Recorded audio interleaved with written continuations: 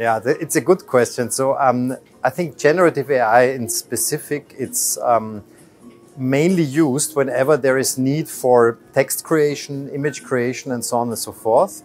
So a very typical example would be drafting the first ideas of a marketing text, for example, and stuff like this.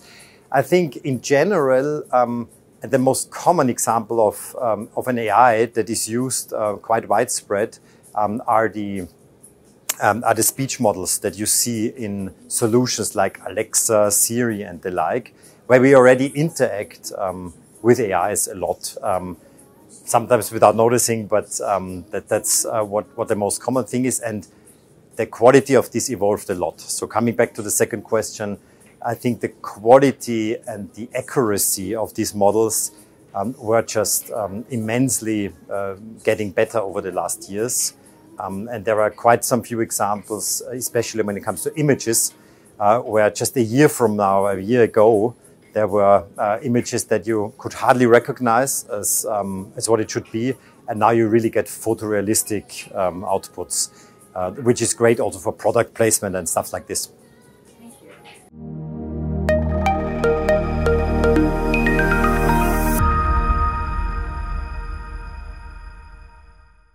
That's a really good question. So I think it's hard to tell what we'll see in the future. I'm pretty sure we will see a lot which we don't even think about right now.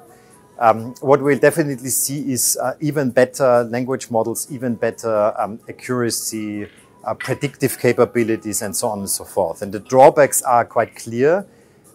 You're talking about generative AI, so it's basically the idea is to generate something from existing text, images, information of any kind.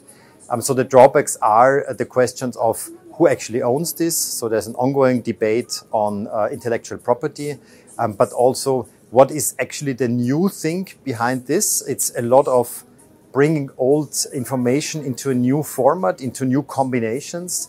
And this is something that I think every business must be aware that this is, of course, a risk then to use the things without having a human, if you will, look over it.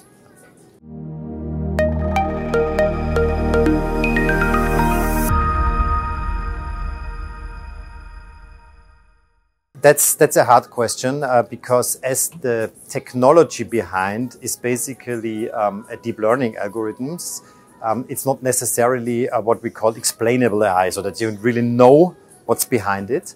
I think to ensure, currently at least, to ensure that it's ethically compliant with the rules and how you want to be perceived also as a company, it's still necessary to have a human look over it and revise it. So at the moment, my view on this is that it's better to have it as a kind of a co-pilot or a helper in what you're doing in business, but still have this human making sure that before this goes public, before this is placed in front of a client or a consumer, to have a human look over it and make sure that it's compliant with your own rules and ethical standards.